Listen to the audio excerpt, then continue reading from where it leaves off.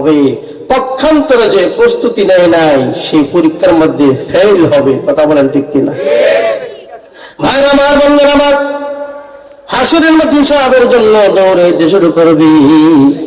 ও বন্ধু ইমানদার, জানো কিভাবে আমরা সবাই সেদিন হাসরের মাঠে উঠবো? আল্লাহ তাআলা কোরআনে কারীমের আয়াত নাযিল করে বলেন, লাকাদ জিতুমুনা কামা খালাকনাকুম আউওয়ালা মাররা লিল্লাহি তাকবীর। আল্লাহ পাক বলে, বান্দারে,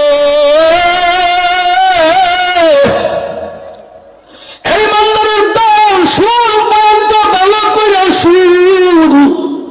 ভাগে বিভক্ত করেছেন কয়টা ভাগ? আমি আগে বলেছি আমার সাথে কথা বলতে হবে, কয়টা ভাগ? দুটা ভাগ ভাগে বিভক্ত করেছেন। একটা ভাগের নাম আওয়ামী লীগ, আর একটা ভাগের নাম বিএনপি। নাকি অনেকে আবার মাথা লাগতেছে। হ্যাঁ, না না রে বন্ধু ইমানদার, একটা ভাগের নাম হলো মুমিন, আর একটা ভাগের নাম হলো কাফির। ইমানদার মুমিনের জন্য জান্নাত, কাফের বেঈমান নাস্তিক মার্কা মুসলমানও আমাদের সমাজে আছে না নাই? এদের জন্য আল্লাহ পাক রেখেছেন আযাবের জায়গা। ভাই আমার, বন্ধুরা আমার, আল্লাহ তাআলা সূরা ইয়াসিনে তেলাওয়াতকৃত 23 নম্বর পারার 2 নম্বর পৃষ্ঠার শেষের দিকে এই আয়াতে কারিমা আল্লাহ তাআলা বলেন, সিংহার মধ্যে যখন হুৎকার দেওয়া হবে, একটা হুৎকার দেওয়া হবে, কিয়ামত সংঘটিত হয়ে যাবে। কিয়ামতের ভয়াবহতা কেমন হবে রে মুসলমান ইমানদার? ওইটা যদি বর্ণনা করতে যাই বান্দা, তাফসীর দেখার সময় চোখের পানি ধরে রাখা যায় না। ও বন্ধু ইমানদার,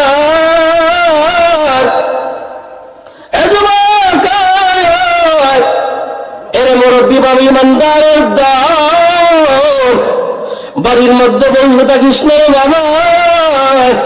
আমি মাহবুবী দেখো কলিজা ভৈরা তোমার ডাক দিয়ে আসো। আল্লাহর কোরআনের বয়ান শুনে যাও, নবীর হাদিসের বয়ান শুনে যাও রে বাবা। এই যুবকের আমার পর্দার আড়ালের মা, বয়ানটা ভালো করে শুনে রে মা। একটা ফুৎকার দেওয়া হবে, এই যে সুন্দর আসমান, আসমানের মধ্যে আবার গ্রহ নক্ষত্র আছে না নাই? কথা বলেন না, কেন আছে না নাই? চন্দ্র সূর্য গ্রহ নক্ষত্র কোনো কিছুর অভাব নাই। আল্লাহ তাআলা এত সুন্দর করে আসমান বানাইলেন, এত সুন্দর করে জমিন বানাইলেন, এত সুন্দর করে পাহাড় পর্বত বানাইলেন। ফুৎকার দেওয়ার সাথে সাথে সবগুলি একেবারে পাহাড়গুলি, আসমান জমিনগুলি সবগুলি রুয়ের মতো উঠতে থাকবে।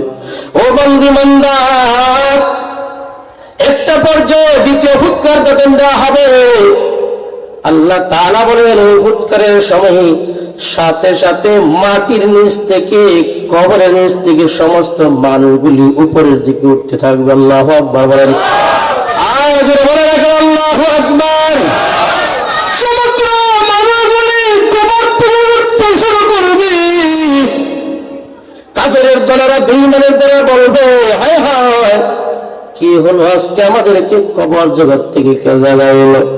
সেদিন ইমানদারে বলবে, ক্বালু ইয়া ওয়াইলানা মান বা'আতানা মিন মারকাদিনা। তারা বলবে, আমাদের কি হালত, আমাদেরকে কবর জগৎ থেকে কে জাগাইলো? ঘুমাইছিলাম তো, শান্তিতে ছিলাম। কথা কয় না?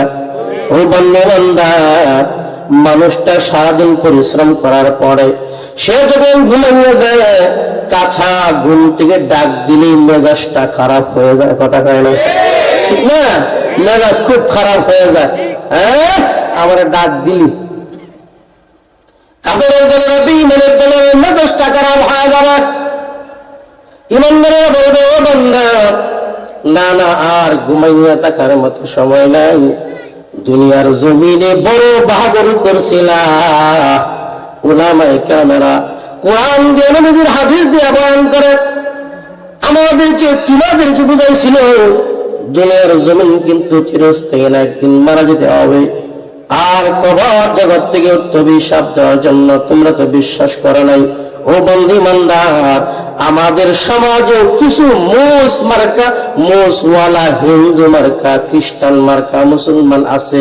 এরা মনে করে হুজুরদের কোন মনোযোগ দিয়ে শুনবে বাবা, এ পর্দার আলের মা, এই যুবক ভাই আমার, আমি তো তোমার মতো একজন যুবক ভাই রে ভাই। ও মা, আমিও তো তোমার মতো একজন মায়ের সন্তান গো মা। হাতে ধইরা বলবো, পায়ে ধইরা বলবো, আসার সিস্টেম আছে, যাওয়ার কোনো সিস্টেম নাই। আরে কথা বলেন না কেন? আসার একটা সিস্টেম আছে। বাবার ঘরে সন্তান, এরপরে সন্তান থেকে আরেক সন্তান, এইভাবে আসার সিস্টেম আছে। কিন্তু যাওয়ার সময় দেখা যায় দাদা বেঁচে আছে, নাতি দুনিয়ার জমিন থেকে চলে যায়, আসে না নাই? পিতা বেঁচে আছে, বাবা বেঁচে আছে, মা বেঁচে আছে, সন্তান চলে যায়। ও বন্দী মান্দার, এই জন্য বলি রে বাবা, সময় থাকতে সময় ইবাদত কর, সময় হারাইয়া চিল্লা চিল্লি কোনো লাভ হবে না। কথা বলেন ঠিক কিনা? ভাই আমার, বন্ধুরা আমার, কেমন ভাবে উঠবে? আল্লাহ তাআলা বলেন, লাকাদ জিতুমুনা কামা খলাকনাকুম আউওয়ালা মাররা। ও বান্দা, দুনিয়ার জমিনে তোমারা যখন আমি বানাইছিলাম, দুনিয়াতে যখন তোমার মায়ের গর্ভ থেকে তোমারে পাঠাইলাম, তোমার পরনে যেমন কোন লুঙ্গি ছিল না, কাপড় ছিল না, কিছুই ছিল না, ঠিক তেমনি ভাবে হাসরের মাঠে যখন উঠবা, তোমাদের পরনে কোনো জামা কাপড় থাকবে না। ভাই আমার, বন্ধুরা আমার, শুনেন বয়ানটা ভালো করে। এই আয়াতে কারিমা যখন নাযিল হলো, আম্মা জানা আয়েশা সিদ্দিকা রাদিয়াল্লাহু তাআলা আনহা আল্লাহর হাবিবকে বলে, হাবিব, বেয়াদবি মনে না করলে আপনার কাছে একটা প্রশ্ন জানতে চাই। বলবে আল্লাহু আকবার বলো।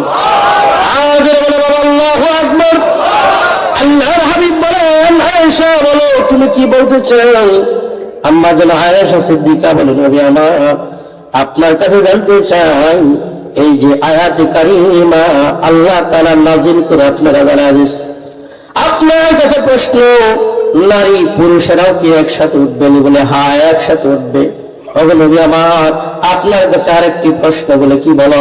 প্রশ্ন হলো, আমাদের গায়ের মধ্যে কি কোনো জামা কাপড় থাকবে না নাকি? আল্লাহর হাবিব বলেন, আল্লাহর কসম করে বলি, এই আয়াতে কারিমা কারো ব্যক্তির জন্য খাস নয়। আল্লাহর কসম করে বলি, কারো গায়ের মধ্যে কোনো জামা কাপড় থাকবে না। আমার ভাই বন্ধুরা, আমরা যেন আয়েশা করেছিলাম, মনোযোগ দিয়ে শুনবে বাবা, এ পর্দার আলের মা, এ যুবক ভাই আমার, আমি তো তোমার মতো একজন যুবক ভাই রে ভাই। ও মা, আমিও তো তোমার মতো একজন মায়ের সন্তান গো মা। হাতে ধইরা বলবো, পায়ে ধইরা বলবো, আসার সিস্টেম আছে, যাওয়ার কোনো সিস্টেম নাই। আরে কথা বলেন না কেন? আসার একটা সিস্টেম আছে। বাবার ঘরে সন্তান, এরপরে সন্তান থেকে আরেক সন্তান, এইভাবে আসার সিস্টেম আছে। কিন্তু যাওয়ার সময় দেখা যায় দাদা বেঁচে আছে, নাতি দুনিয়ার জমিন থেকে চলে যায়, আসে না নাই? পিতা বেঁচে আছে, বাবা বেঁচে আছে, মা বেঁচে আছে, সন্তান চলে যায়। ও বন্দী মান্দার, এই জন্য বলি রে বাবা, সময় থাকতে সময় ইবাদত কর, সময় হারাইয়া চিল্লা চিল্লি কোনো লাভ হবে না। কথা বলেন ঠিক কিনা? ভাই আমার, বন্ধুরা আমার, কেমন ভাবে উঠবে? আল্লাহ তাআলা বলেন, লাকাদ জিতুমুনা কামা খলাকনাকুম আউওয়ালা মাররা। ও বান্দা, দুনিয়ার জমিনে তোমারা যখন আমি বানাইছিলাম, দুনিয়াতে যখন তোমার মায়ের গর্ভ থেকে তোমার পাঠাইলাম, তোমার পরনে যেমন কোন লুঙ্গি ছিল না, কাপড় ছিল না, কিছুই ছিল না, ঠিক তেমনি ভাবে হাসরের মাঠে যখন উঠবা, তোমাদের পরনে কোনো জামা কাপড় থাকবে না। ভাই আমার, বন্ধুরা আমার, শুনেন বয়ানটা ভালো করে। এই আয়াতে কারিমা যখন নাযিল হলো, আম্মা জান আয়েশা সিদ্দিকা রাদিয়াল্লাহু তাআলা আনহা আল্লাহর হাবিবকে বলে, হাবিব বেয়াদবি মনে না করলে আপনার কাছে একটা প্রশ্ন জানতে চাই। বলে আল্লাহু আকবার বলো।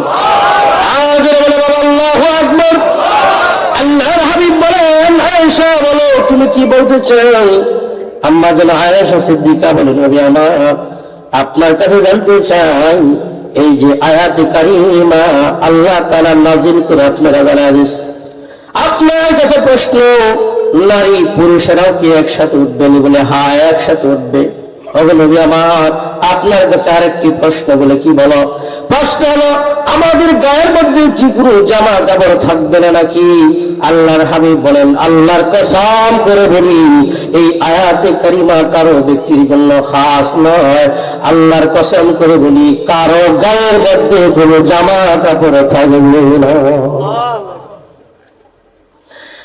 আমার ভাইরা বন্ধুরা, আম্মা জান আয়েশা সিদ্দিকা রাদিয়াল্লাহু তাআলা আনহা বলেন, ওগো হাবিব সর্বশেষ আপনার কাছে জানতে চাই নবী। বলে বলো কি বলতে চাও? হাবিব আপনার কাছে প্রশ্ন গো নবী আমার, তাইলে মানুষ যখন উলঙ্গ হয়ে যায় তার লজ্জাস্থানের দিকে মানুষ তাকাইলে সে লজ্জা বোধ করে কিনা? কথা বলে না, সে লজ্জা পায়। আপনার কাছে প্রশ্ন, আমরা নারী জাতি, বিশেষ করে আমরা উম্মাহাতুল মুমিনিন, আমাদের গায়ে যদি জামা কাপড় না থাকে আমরা তো সেদিন লজ্জায় পড়ে যাব। আল্লাহ তাআলার হাবিব মায়ার নবী আম্মা জান আয়েশা সিদ্দিকা লক্ষ্য করে দেখেন আল্লাহর হাবিবের দুইটা চোখের পানি দিয়া, দুইটা চোখের কোনা দিয়া জরজর করে পানি পড়তে আরম্ভ হয়েছে। আম্মা জান বলেন, নবী আমার,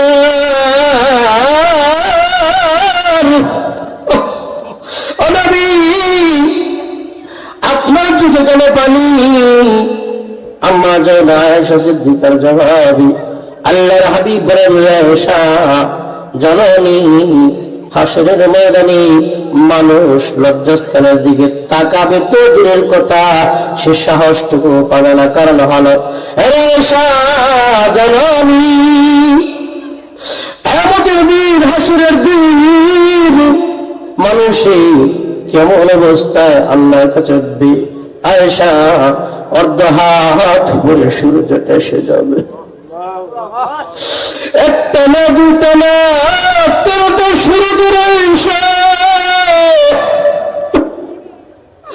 সূর্যের মুখ গুলি নিচের দিকে ফিরে দেওয়া হবে। সূর্যের তাপের কারণে দুনিয়ার জমিনটা তামা হয়ে যাবে, মাথার মগজ গেল মমির বাতির মতো খসে খসে গলে গলে নিচের দিকে পড়ে যাবে। আয়েশা আয়েশা তোমার কাছে জানতে চাই, এমন কঠিন দিনে আয়েশা এমন সময় মানুষ কি গুনাহের দিকে আকৃষ্ট হতে পারি না?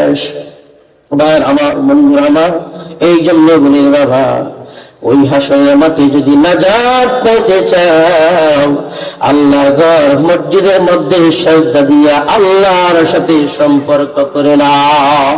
আল্লাহু আকবার। ভাইরা আমার বন্ধুরা আমার, তাফসীরের মধ্যে আসছে হাসরের মাঠে এমন অবস্থায় আল্লাহ তাআলার হাবিব দেখতে পাবেন শান্ত মাঠের মধ্যে মানুষের চিৎকার কান্না